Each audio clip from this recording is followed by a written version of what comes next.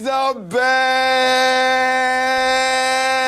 man. With the mic in my hands, I'm a bad man. Even in the fight with my hands. We brought the bad man into the studio. Hey, y'all, welcome to Cross Politic on the Fight Live Feast Network. Past Toby Chop Knox.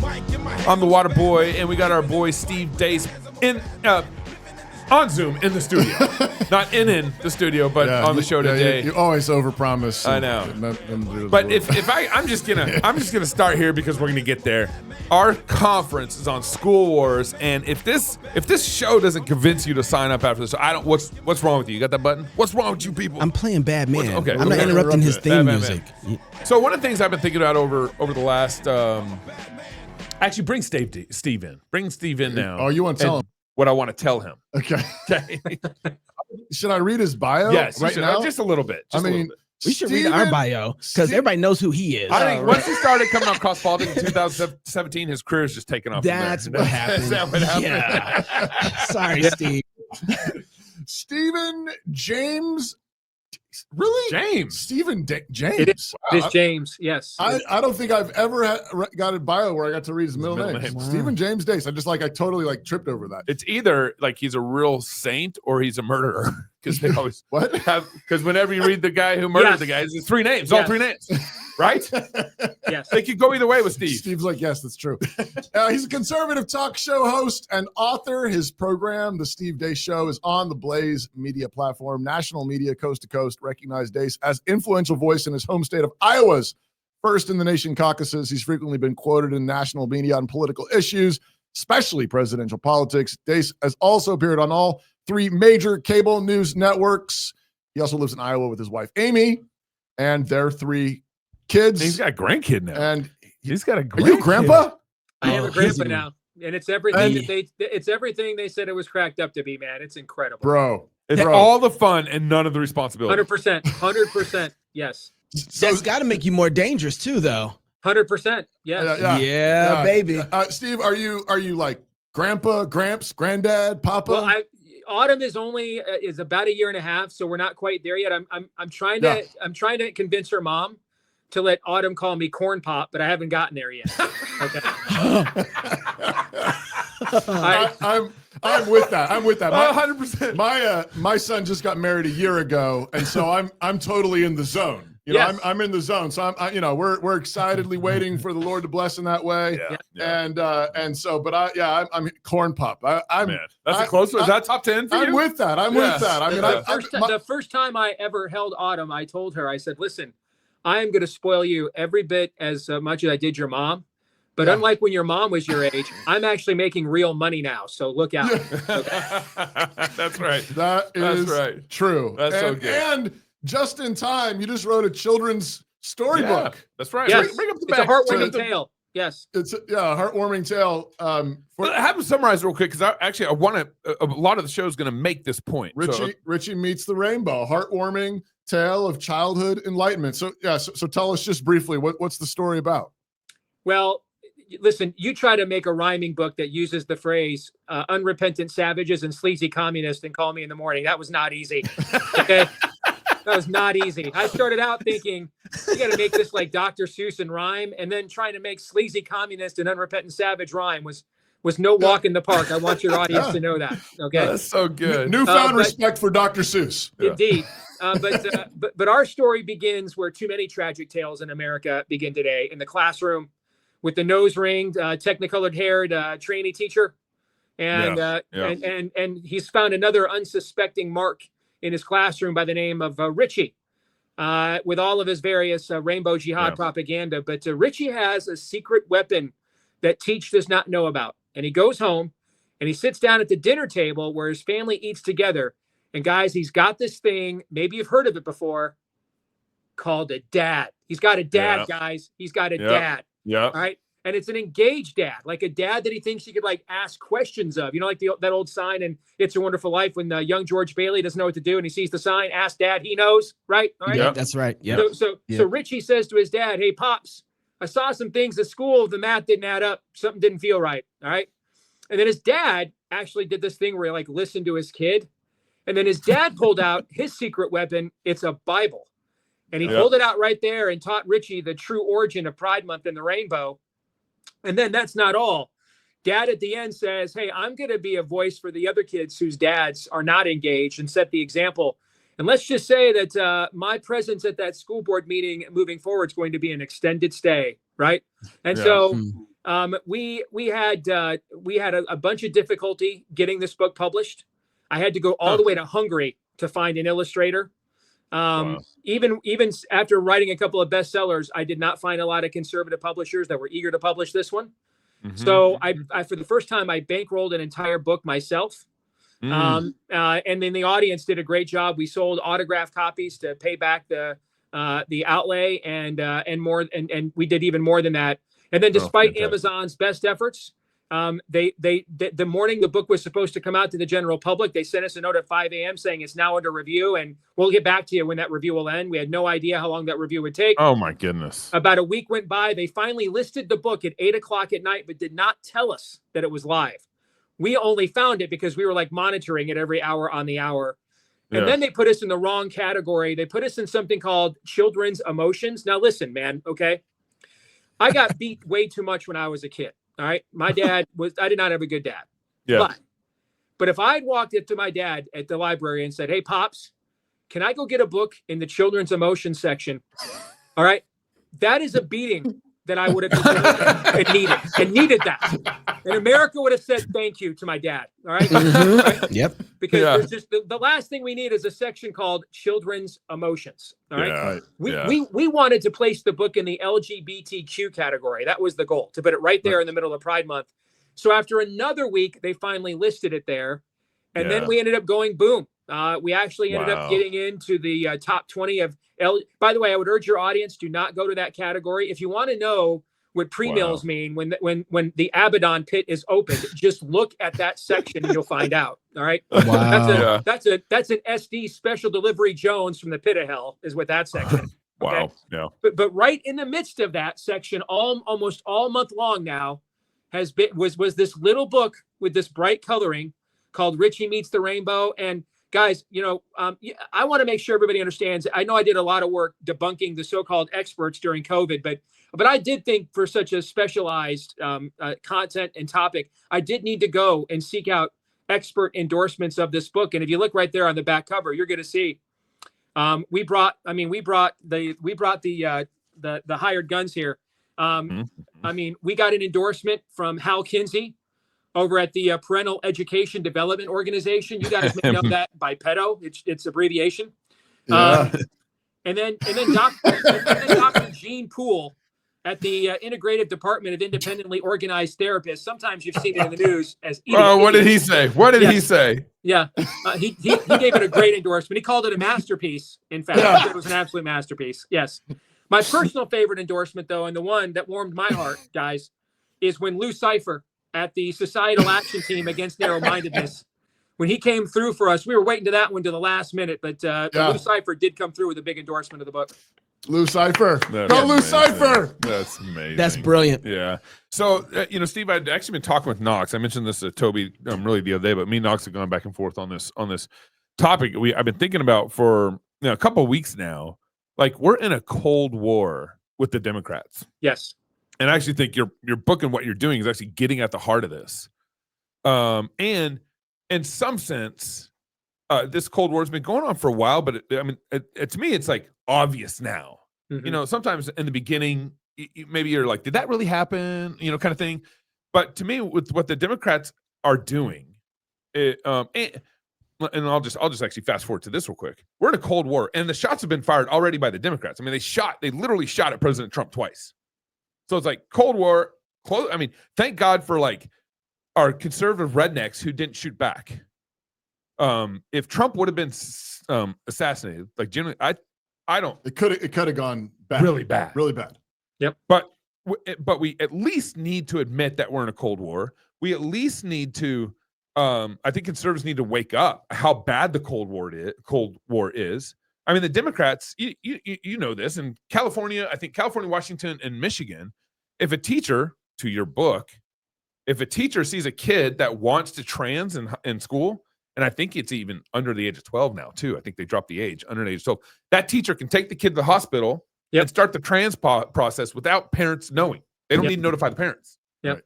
Of course, the Democratic Party has been the party of abortion, killing babies. The Democratic Party, and even thank God for this recent SCOTUS Supreme Court case, where that school in, I think it was a school in Maryland, the board was requiring that parents couldn't opt their kids out of LGBT and sex ed stuff. Right. And so it got appealed, went to the Supreme Court, and the SCOTUS ruled in favor of the parents, saying yes. They gave him permission. I know. Well, that's another different debate for the kids of public schools in the first place. It's a win. Is it though? Yeah, it's a win. Is it? But the point is they own the public schools. We've already known that. But then now they're to the point where we don't even care about your religious views, where they used to kind of sort of, that you got to take all our curriculum now. It used to be okay to punch out, exclude, opt out of sex ed. So my point is that they're already attacking us. They're already coming at us. They know that they're at war with us. We just don't know that we're at war with them. And I'm sure you can think of other things, other connections that make this Cold War obvious. And I guess the reason why I think we need to make it so clear and so obvious and talk about this in a very transparent way is because conservative Christians particularly need to wake up to the cultural battle we are in with the Democrats. And you're seeing a little bit here and there, and I think you're seeing it more since Trump's been in office, surprisingly. But I guess, what are your thoughts initially on this Cold War classification that I think needs to become a bigger nomenclature in this debate? Well, great minds think alike, Gabe. I've been using the language of Cold Civil War on my show for about the last year plus. Okay. I think the Democratic Party is absolutely a demonic construct, 100%. Mm-hmm. It's a party platform that is really basically doctrines of demons. And if you look really throughout the scriptures, the spirit of the age, to use that phrase, always, there's not a period in redemptive history where the enemy via the spirit of the age does not manifest itself politically. Going back to the Old Testament, the Jews go into the land of Canaan to become God's urban renewal program. And they run into leaders named Baal Peor, things like that. What does that mean? Baal means Lord. All right. Mm-hmm. What Peor is telling you is, I serve I am either Baal himself, or I serve at the bequest therein or thereof. Mm-hmm. Mm-hmm. All right. This has been always the case. Why? Because the second greatest force on this planet, other than the will of God, now it is space bar, it's several space bars down. Okay. Uh-huh. But the second greatest source of power on this planet next to the sovereignty of God is government. Mm-hmm. Because government can draft your children into an army and coin money. And those are the two greatest manifestations of human will that exist on the earth. Those two things. All right. Mm-hmm. And so the spirit of the age always manifests itself politically. And if you look at, there are I think two great heresies in the church, one of our era, and every era has its challenges and heterodoxies and unique heretical messaging that it has to push back on. In our era, there's one that's internal and one that's external, but they're actually symbiotic, because we bought into this idea of the secular, and there is no such thing. Someone will always rule, and something must always be worshipped. There is no such thing as the secular, and the secular is a place of fool's gold staging that the devil takes you into to disarm yourself of your worldview, so that he can then introduce his. And that's what you're seeing now. All right, the Democrats went from a liberal party that we were growing up with, that thought government should be used to permit you to do things that God says are dumb or immoral if you want to now they are a leftist Soviet party that wants government to make you do them. All right, they will compel you to do them. And that's the transition. We started off being secular. We started off with that, right? And then we went boot to the throat, and that's where we are now. Okay, and so and this leads right to those two heresies. The last generation of American evangelicalism has taken the second greatest commandment, according to Christ, love your neighbors, love yourself, and made it number one. Mm-hmm. Mm-hmm. And everybody we cannot risk offending anybody except God, the one person to truly fear. Okay. Yeah. And so if God can be offended, God can be overlooked, God can be put off, but we have to self-edit what we teach, water down what we say, because we might offend people and they might not come back to church, right? And so that level of dissembling led right into the now external threat. And that is the spirit of the age, which manifests itself via progressivism politically. And a lot of pastors don't want to address this because they don't want to come across as political. But that's and so we've dissembled and disarmed on both ends. We've taken our weaponry away internally and then our discernment away externally. Now here is the charge for those of us that do understand and know what time it is. And I said this at an event earlier this year down there in Texas with a bunch of your fellow reform guys. We still need to remember that we have to love our neighbor as we love ourselves. The second greatest commandment's pretty high, up there pretty high. Okay. Yeah. So those of us who know what time it is that are running to the battle, right? There are still rules of engagement we cannot break. Yeah. Because ultimately this world is not our home. All right. That we represent another earth and another kingdom. And so we have to play by those rules. Now, I would offer you that the majority of evangelicalism hasn't even come close to violating God's rules of engagement. It's not even engaged. It's not even engaged. Okay. So there's a lot more provocative in confrontation. I mean, Paul confronted a sorcerer walking down the street and said, "You are a son of the devil," in front of a crowd. All right. We're not even close. John the Baptist stood out in the street, called Philip and his wife a whoremonger and a whore in broad daylight. All right. We're not even close to the level of provocative the word of God allows. But we must understand as those of us who know what time it is and run to the battle and now engage, we have to still remember we have rules of engagement. We must love our neighbor as we love ourselves. We cannot become that which we hate. We're not allowed to do that. Tome wins the toss, chooses to receive the Bible. Patterson back with the kick. Oh my goodness! The American church is a mile wide and an inch deep. Bigger buildings, slicker productions. We've traded shepherds for CEOs and prophets for marketing experts. How much money did you pay for Tyler Perry's Gulfstream jet, for example? Well, for example, that's really none of your business. The result? Cultural surrender dressed as relevance. Then if people get mad, they get mad at Curtis, Russell, and David. While our cities burn with paganism, we're busy building better light shows. While Rome burns and we fiddle Led Zeppelin covers. Our fathers built hospitals and universities. They transformed nations. We can't even transform our neighborhoods. Want real change? Build strong parishes. Start classical Christian schools. Feast together. Worship together. Build communities that last. Support churches that train up generations of culture shapers. Where psalms are sung, scripture is preached, and Christ's kingdom advances. Join the Reformation.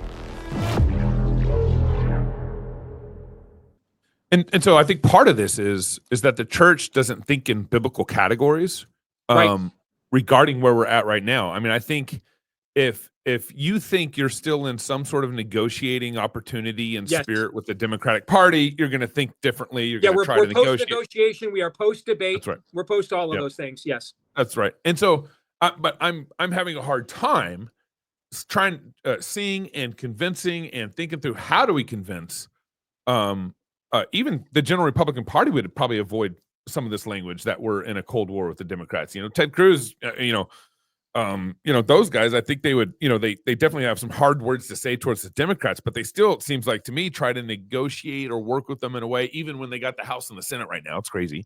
But if you have a certain category that you're functioning in, you're going to act and view and think of things differently. And we got to get there. I could not have said it better myself. I mean, we're in a worldview steel cage match. Two worldviews are entering. Only one's coming out. Now, I don't know about y'all. I like civil wars better when my side wins. That's kind of how I roll. Okay.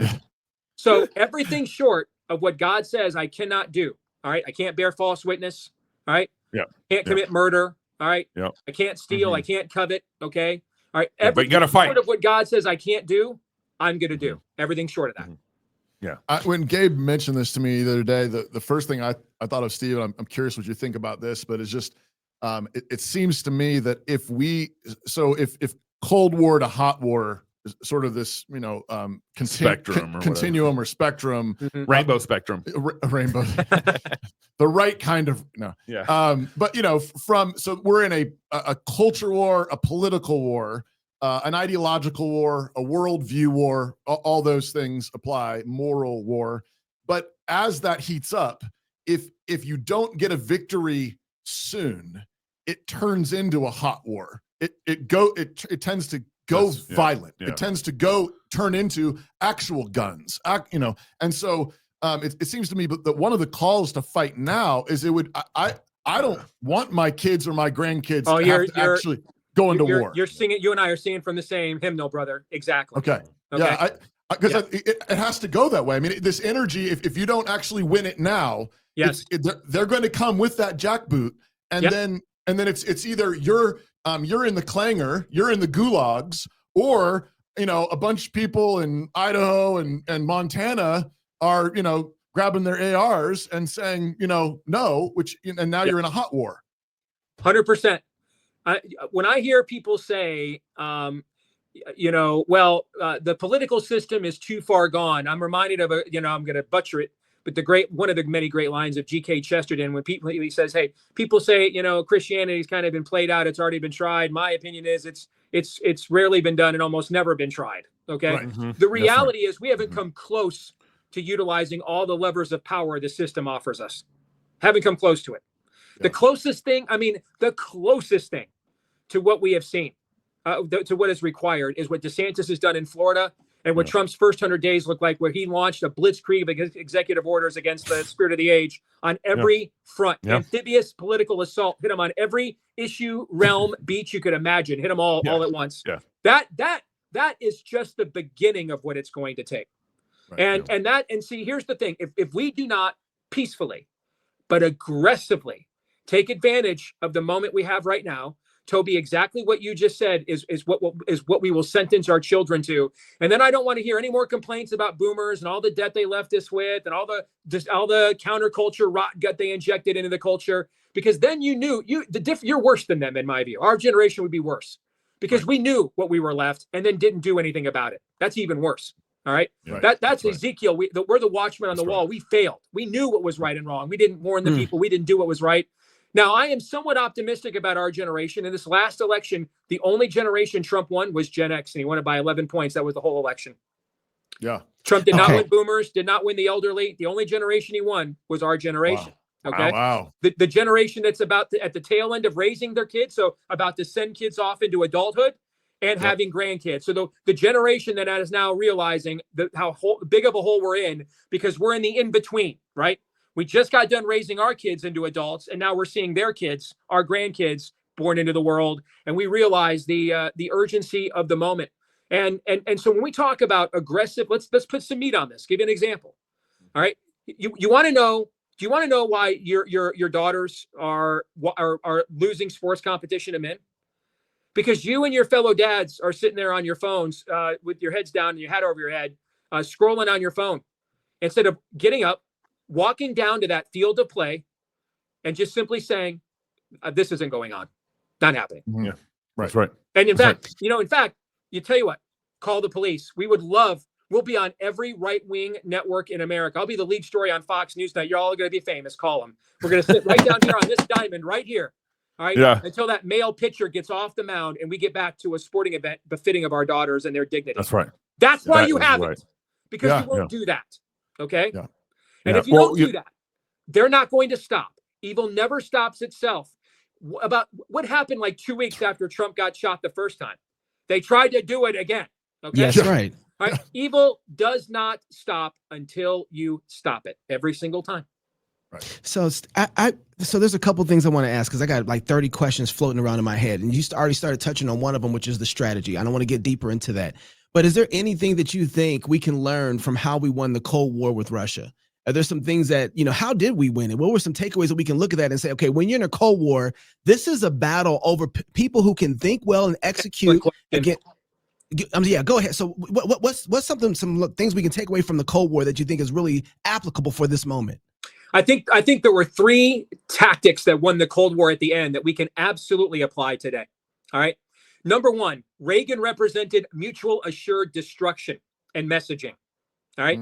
One of the problems we have politically right now, I mean, we just saw maybe the biggest fraud in American history called the Biden presidency. An incompetent, mentally, he could not be a part of a Fortune 500 company takeover.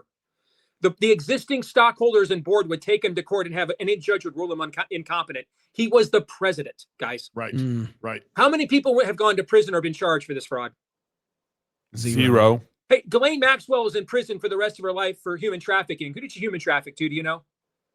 I don't know how she got They put convicted. P. Diddy on trial for the rest of his life for human trafficking. Who did he human traffic to? Do you know?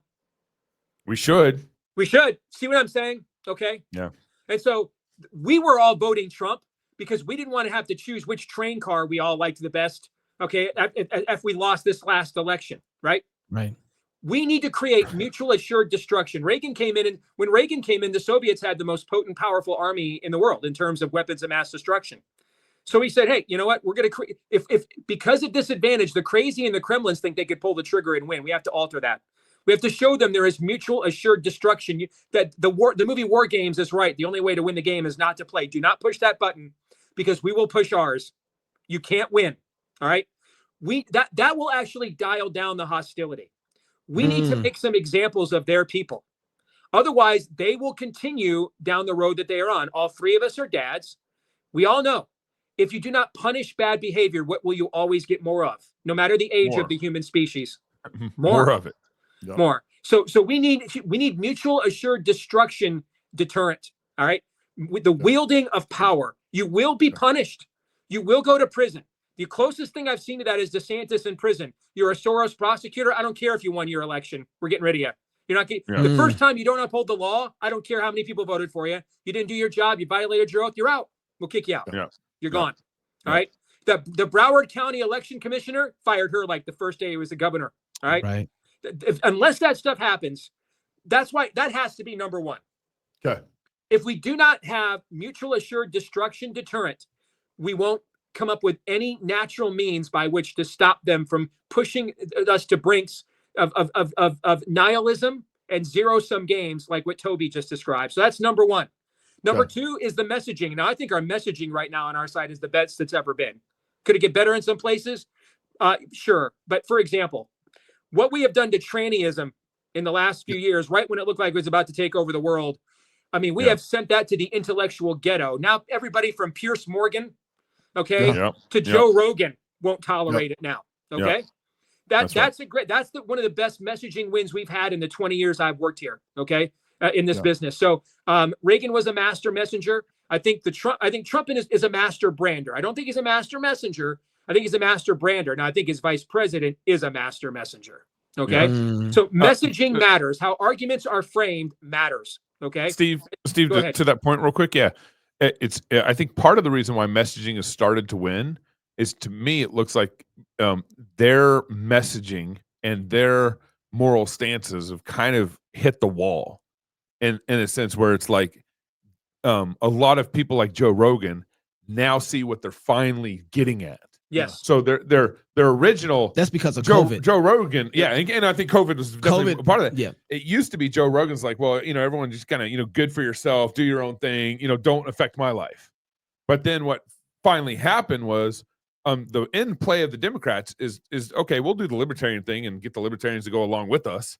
But what we're actually our end road is to control you, to have power over you, and that kind of thing. And once they started seeing Joe Rogan, those guys started seeing the power play through COVID. If it wasn't for COVID, we wouldn't have been here. Or through, Riley Gaines and University of Penn and that kind of stuff. I think Dylan Mulvaney advertising for Bud Light helped us a lot too. I agree. That's exactly right. Their messaging really has been awful. But but what's crazy is a lot of like the evangelical churches haven't woken up like Joe Rogan. I know they haven't. I guarantee. How many evangelical dads are in the softball team where that boy was pitching? How many evangelical dads had kids on the swim team? It was too many. Even if it was 100% too many. How many evangelical parents were watching the swim games with Riley Gaines? No. How many evangelicals were out there watching? All these high school trans athlete scenarios, which were a lot. State of Washington, we had that. My daughter ran track. We saw that happen. The cases in Connecticut, of course. Todd, your producer's daughter. Ainsley. Yep. It's just amazing that all this was happening in front of evangelicals, and Joe Rogan's waking up. you know, I mean, all the yeah, you mentioned Pierce Morgan, Elon Musk. I mean, all these people are waking up, but not the church. Well, that actually brings me to the second tactic we have to have. We can't do this without the church. And what we have right now in the West is something that's never happened before. A political movement is ahead of the church in a time of moral crisis. That's never happened. That's not the order. That's not how it's supposed to work. But right now, MAGA is ahead of the church. And if that doesn't change, this last election will not be a movement. It'll just be a moment. We just took a commercial break from cultural death. That's all. Okay. Yeah. So the church has to get involved. The church was, do you remember Reagan gave the famous Evil Empire speech against the Soviets? Mm-hmm. National Religious Broadcasters, 1983. That's where that speech was given. Okay. NRB is where that was given in 1983. Pope John Paul II, he saw what happened to his native Poland.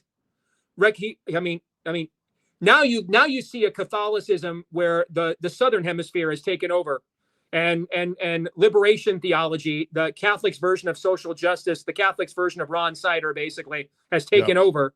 So you don't hear this language anymore. But Pope John Paul lived through the communist downfall of his native country. He cast communism and Marxism as not congruent with Christianity, as demonic. So between Reagan's religious right base with fellow evangelicals, and then the messaging that you heard all throughout the West from Pope John Paul II at the time, the church at that moment was actively engaged in framing the moral parameters that this is a zero-sum game. We can't just thou shall not suffer a Soviet Union to live.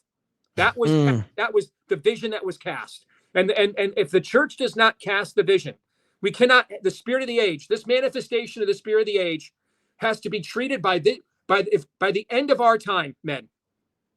People have to look at things like trannyism and gay adoptions the way our parents' generation looked at the Klan. Like, how did our grandparents ever allow this? How did they ever let this get to this point? How was that even possible? What foolishness? What laziness? What the heck was wrong with you people? That the Klan was like winning city council seats in Indiana in the 30s. How did this possibly happen? Come on, exactly. And that's what our generation has to do in the church. That just from a moral standpoint, you are just the minute you would say these things out loud, you are self-excommunicated to the intellectual ghetto of America. All right. Right. Yeah. Number 3 is, and what you saw the Iron Lady provide then was the courage. All right. And that is ultimately, this is no time to get wobbly, George, kind of one of our most famous lines. All right. The moral courage that do not forsake this. Do not get gutless. Do not surrender. See it through to the end. All right. And so courage, moral conviction and vision from the church, mutual assured destruction to create consequences and deterrence from what they would love to do to us. We need to show we'll use the law to do it to you. Okay. Yeah. Those are 3 things all came together like a harmonic convergence beginning in 1980. And by the end of the decade, the Soviet Union was effectively gone. And then was officially gone by the time I graduated from high school. That is the playbook I think that needs to be followed here. In one sense, Steve, it sounds like you're saying if we just have a little bit of an American Christian immune system, this is done. Yeah. Yes. Because none of these really sound like they're offensive. Which is going to be my next question. If you believe in a sovereign God, you always have as much evil as you are willing to tolerate. That's right, Steve. We do got bad man in there. I got a question I want to ask, but why don't you take on a couple of our plugs? All right. Speaking of children's books, you find yourself disappointed with the currently available children's Bibles, dissatisfied with the added dialogue and cartoon illustrations. Meet Palma, a distinctly different approach to children's Bible stories. Palma books set young minds up for success in understanding God's word by engaging them through poetic rhyme and vividly beautiful illustrations without sacrificing biblical accuracy. With 2 stories now available and a 3rd coming out soon, all the books in Palma's series include the biblical passages the story is based on, as well as discussion questions for your little ones at the end. So learn more today by checking out palmastorybooks.com, palmastorybooks.com, or you can find them at Palma Storybooks on Instagram. That's my sister-in-law. Okay. Her husband just had his interview today, and they're moving to America. He got his American status. Finally got today. it. After how many years? So my sister, made that faster. Steve, my sister-in-law, she was on a mission trip to Nicaragua, met a man in Nicaragua, and they ended up getting married and doing mission Campus Crusade work in Mexico. Yeah. And 2.5 years ago, so they've been married for, I don't know, 3 years, whatever. 2.5 years ago, he started the process to come to America. And it took him 2.5 years from legally, from the start to the finish. His wife. I was going to say, Gabe, I didn't know the Rio Grande was that long. 2.5 years. I know. I told him multiple times, like, you just come over and get $450,000 illegally if you want. Yeah. A bunch of hotel vouchers. Yeah. And a cell phone, whatever.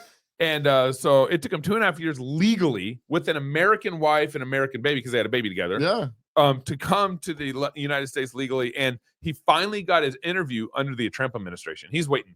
Yeah. I don't know, a year and a half for an interview. All this time. There you go. Anyways, so my question, Steve, is, I guess part of this whole view of like the Cold War, I started thinking about it and I was like, I don't even think the Democrats really love America. No. Give me what makes your you argument. think that? What makes you think that, Gabe? Well, they say they do. They say they're for America.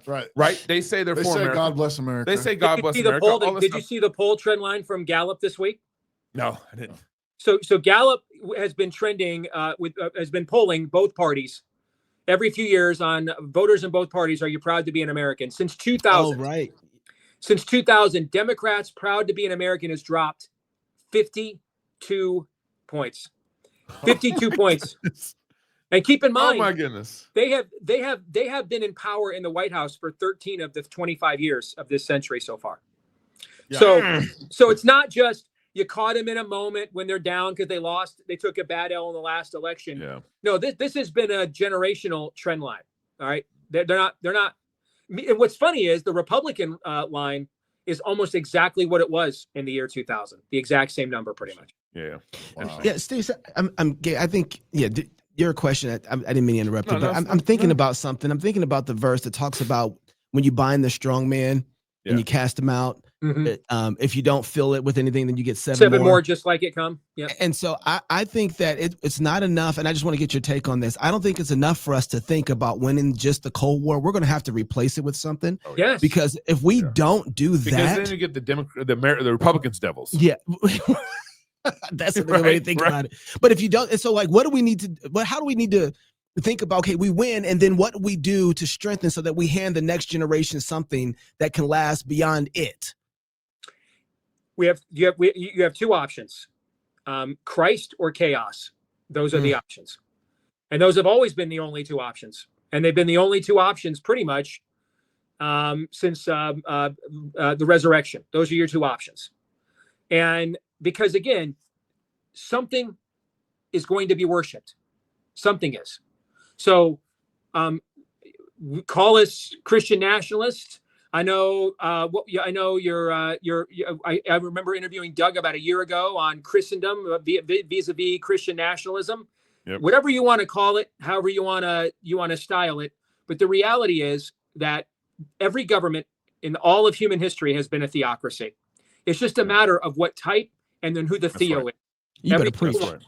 Every single government has claimed either it rules on behalf of God or its right to rule you comes from God. Even our own government found a unique twist on this by saying your rights come from God. There is always a theological statement in every single form of government. Every custom, tradition, culture that's ever existed, all right, going back to the antediluvian era, all right, this is this is inescapable. It's an undeniable fact of history, iron law of the universe. And so the question then that we have to figure out is, what is the framework of proper delegation of power and authority at that point then? All right. In other words, what kind of people ought we to be? And the things we have to figure out is how much do we want to empower government to prosecute and enforce our belief system? I mean, the old William Penn line, it's his line. It's been attributed to many people, but it's actually William Penn's line. If men were angels, they wouldn't need government, right? So there's got to be some law. There's got to be some government, all right? So how much do we want to empower it when it comes to moral authority? And then how much do we want our ecclesiastical authority to inform that moral authority? And then do we want to grant any jurisdiction whatsoever into ecclesiastical authority of that governmental authority? These are the things that the founders wrestled with. And remember, all 13 of those colonies had vestiges of Christianity in each of their foundings. I mean, they were all tied to specific Christian churches, except Rhode Island, which was founded, of course, to be a sanctuary for various Christian beliefs. But it was founded by a Baptist, so I don't know that he really meant that. But anyway, just I love you for that. Okay, but the point being that's what terms like no religious test for office mean. It doesn't mean that you're not permitted to vet someone's religion when they run for office. It was put in the U.S. Constitution because these colonies were still collecting taxes for the colonial churches in each of their colonies. Okay, and so how we're going to have to figure out how to referee that. All right, here's my basic answer to the question is, I long for this problem. I hope we have this problem. Yes. If we have this problem, it means we won. Okay. Yeah. Mm-hmm. Amen. Yeah. You know, Steve, and I've said this on the show a number of times recently because it's just hit me, I think, pretty heavily this last year, where it's like when the Constitution was ratified in 1780, 87, 89, 99% of America was Protestant, like Catholic and whatever EO whatever was in that 1% that signs the Declaration of Independence. Remember, there's only one Catholic. Exactly. Right. Exactly. So 99% of America was Protestant when the Constitution was ratified, which means the only way you lose America is Christians lost their kids. Mm-hmm. Like that's the only and the calculation, we lost America because our Christians were not discipling our kids well. Mm-hmm. And particularly, and this is why we're doing our conference title this year is School Wars: How to Rebuild Christendom with Your Kids.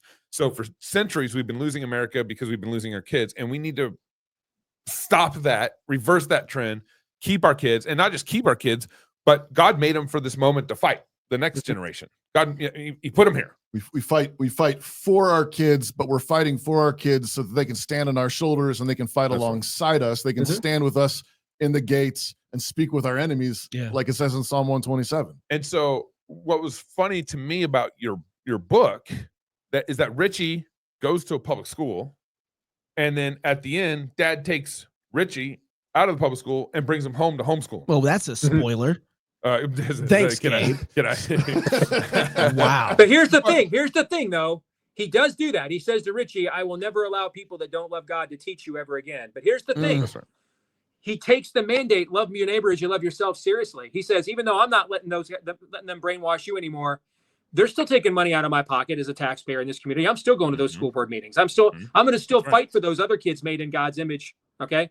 And that is where, we have to take this to the next level. The very first time I ever used my show for activism, when I first started out locally in Des Moines, is I used my show to put the first Black man ever on the Des Moines school board, because he was a registered Democrat in name only, and frankly was so right-wing. He said things on my show that made my teeth on edge. Like, I don't think we can say that. Okay. Where are those guys at? But here's the thing. I don't live in Des Moines. None of my kids were ever going to go to a public school anywhere, let alone in Des Moines. Why did I do that, though? Well, because there were tens of thousands of kids in that school district in my state's largest city who are all made in the likeness and image of God, right? And what kind of a believer am I if God gives me this powerful platform and I don't do anything to fight for them? Whether my kids are going to take part in the system or not is a separate question from what we're going to do for the kids that are forced to take part in it. No, that's interesting. You know what? That's interesting because I've kind of... That's convicting a little bit, because in one sense you're making the argument, my kids aren't there at the public schools. I don't have my kids in any of the government schools. I'm trying to get all my family out of government schools. Mm-hmm. But my kids aren't, and my family is not at abortion clinics either. And I'm still going there. Right. Right. Yep. You care about those kids. Right. Yes. And so that's look at it as a mission field, right? Yeah, that's good. That's good, Steve. Yeah. Take it as a mission field. You're a lot of times, you have to be careful whether you take your kids on a mission trip or not with you for a long period of time based on how safe the community is, right? So sometimes you leave them behind, but those people still need to hear the word of Christ, so you go anyway. I would view the school districts as the same thing. All right, our time is coming to an end. I just have to put this in front of you. I know you can spend as much time as you want to talk about this, but I just got to get your take on the big, beautiful bill. Just got to know what you think about it. What I think is that it is, it is a perfect reflection of the current state of things. Okay. Which is there's about 50 things in the bill I love. There's about 50 things in the bill I hate. And in many respects, it is the perfect embodiment of the state of the Republican Party. The reality is we have taken our eye off the ball for generation on primaries and everything else. There is just no, let me just tell you flat out. The idea, remember 10, 15 years ago when Republican consultants told us that people wanted low tax debauchery. Remember that? Okay. Yeah. And the reality is that the opposite is true. People want there's very few voters for limited government. Right. It's a sliver of the electorate. Right. Most people want big government and social conservatism. That's the biggest swath of voters in America. Who represents, not coincidentally, who represents big government and social conservatism? Who represents that? I mean, Ted Cruz or no, the guy that probably won the last 3 presidential elections. Donald Trump represents that. Yeah. Right. I like how you said 3. I see what you did there. That's won the last 3. Yeah. That's the biggest coalition of people. All right. Yep. And so we are in no position to govern ourselves. We couldn't if we wanted to. Ouch. I think that we are in a position where, sadly, we probably could have done maybe a little better if Trump wasn't adamant about the July 4th deadline and had another week for people like Chip Roy and others to negotiate and try to leverage things. But I'm going to tell you right now, I disagree with even some of my very best friends in this business. I don't think doing multiple bills and breaking this stuff up would have worked. I don't. I think it was actually the right strategy by the Trump administration to try to put as much in one bill as you possibly could, given how dysfunctional this body is. Put a gun to their head one time, get as much out of it as you possibly can, and then, I mean, do you want to herd those cats 10, 15 times? Good luck with that. All right. Yeah. Now, do I think that Trump could have exerted more leverage on things like, no, we're going to go ahead and defund Planned Parenthood by 10 years. All right. We're going to get rid of all the Green New Deal. Yes, he could have done that. I agree with that. But I think what you're looking at is the state of the modern Republican Party. The Republican Party is not a big tent, guys. It's a big tarp. All right. It's a tarp. And a tarp is a temporary structure that people go to hide from poor conditions, right? Okay. A tent has stakes that hold it in the ground, that keep it firm, put it on solid footing. It can be a dwelling. A tarp is a temporary shelter. And so what happens is the Democrats get elected, they drop all their acid rain on America, and every non-communist runs into this big tarp called the GOP. All right. Yeah. And then they win the next election. They get rid of the Democrats. All right. And the sun, it's morning in America again. The sun comes out. And now this corporatist prostitute comes out, and this Ron Paul libertarian comes out, and this Ted Cruz raised by a dad who literally tried to make him, Ronald Reagan's unknown godfather comes out, and Donald Trump and MAGA come out, and some old boomers who really don't understand what their generation did wrong come out, but they want to just try to do the best they can to make it right before, God calls them home. And so their worldviews are they voted for Obama twice and now Trump thrice, right? All these disparate groups come out, and they're only united by one thing: a disgust for Democrats, right? And so we can't rise above our own worldview. The worldview that is necessary to craft the legislation we want currently does not exist in the political system in critical mass. Look at Florida. Look at how successful Ron DeSantis has been. His legislature, when they opened session this winter, could not wait to turn him into a lame duck 2 years early and just start doing corporate grift and marijuana everywhere and just going right back. The dog returns to its own vomit. Okay. That's right. Wow. And so this is where we are. If we just simply don't have, we skipped a generational cycle of discipleship. So right now we're just in, hold on for dear life mode.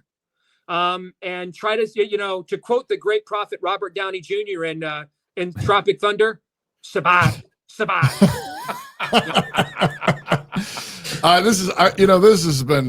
is always good. I guess this is our 4th of July show. I mean, this is basically this is our Independence Day show. I definitely want to shoot a little something in the air. Steve's always a bunch of fireworks. But I'm just thinking, all this underlines the failure of the church. I mean, Yes. your points, Steve. I mean, if the church does not step up, if the church does not take this moment to actually disciple its own people, disciple its own kids, then it's not going to get better. We have to do this. I'm thinking. I've been just started reading a book called "Reading the Bible with the Founding Fathers" by Daniel Dresbach. I think we had him on the show at some point. We did. And I bought his book after we talked to him. But just in the introduction, he points out that the single greatest source that he cites this study of all the political pamphlets over the course of 10 years leading up to the War for Independence. And the single most cited source in all of the Founding Fathers' writings is, you guessed it, the Bible. Mm-hmm. The single most cited book of the Bible is Deuteronomy. Mm-hmm. And Deuteronomy is cited twice as much as John Locke, Mm-hmm. which is definitely my style. Mhm. I want that kind of thing, Framework. Yeah. But the thing that he also said that's really striking is he says this study shows that 80% of all of the political literature that was published in the colonies was written by pastors. Wow. 80% of all of the political literature. I mean, we know about, the famous ones, Right. James Madison. Nowadays, Benjamin Franklin. 80% of all the pleated khakis and sweater vests are purchased by pastors. Yeah. Yes. Unfortunately, that's true. Yes. But I think it just underlines, so you don't get America if you don't have the church leading the way. You don't have America. America doesn't ever come into existence if the Christian pastors weren't leading the way. And people in England were even mocking the war. You've probably heard this, but they called it the Presbyterian Revolt. Mm-hmm. They said this is the Scottish Covenanters, Not the Baptist Revolt. Hey, Not that's not the We point. got it, Gabe. That's not the point. That's not the point. Got it. But or they derisively referred to the Black Robe Regiment, which was just the preachers, because the preachers in America preached in black robes. Mm-hmm. And so the point was they knew it was the pastors. They knew it was the church That was leading. that was actually leading the charge. And literally, in some cases, once they had declared independence, they'd preach their sermon and the pastor would take off his robe and then pick up his musket and then join the regiment. The Presbyterians in America actually met for a General Assembly in 1775, the year before 1776. Yeah. I mean, think about how things have changed, Toby. The British used to fear when the Presbyterians got together. Now the American people do. Okay. Right. So I know. Yeah. But so in 1775, the Presbyterians passed a resolution for independence. Wow. The General Assembly of the Presbyterian Church passed a resolution for independence a year before. Wow. And we talked about this earlier. Now it's Joe Rogan. Yeah, right. Now it's Elon Musk saying, "Guys, I don't know if this tranny thing is a good idea." basically, Thomas Paine. It's Thomas Paine without the church is essentially what you're describing. Yeah, exactly. But you don't get America if it's Thomas Paine leading the charge. 100%. You I mean, don't there's a story that Thomas Paine came back from the French Revolution and thought he had discovered a way to do this without all the God talk that he didn't like. Right. And so he wrote a manuscript and took it to Ben Franklin, thinking that the most licentious of founding fathers towards the end of his life would give it his blessing. And he told him to tear it up and burn it, to never publish it. It's forsaken. Right. We didn't get America without Christ, and we can't get America back 100%. without Christ. I mean, just to prove your point, Toby, we have at least 7,000 years of recorded human history, okay? Right. And the longest running concurrent experiment in the history of our species in self-government is this country, and it's not yet 250 years old. Right. What's different? Why is this country the longest experiment in human self-government post-fall in the history of our species? Because of everything that you just said. That's why. Right. Yeah. Jesus Christ and his word. Yep. He's a bad man. Steve Deace, ladies and gentlemen. Man, always appreciate you, sir. Always a pleasure to have you, brother. Grateful to have you so much. God bless you, man. If you're single, get married. If you're married, have you some kids. And if you have kids, go baptize them. Until tomorrow, love God with all your heart, soul, mind, and strength. Love your neighbor as yourself. Go fight, laugh, and feast. This is Cross Politics. Happy 4th.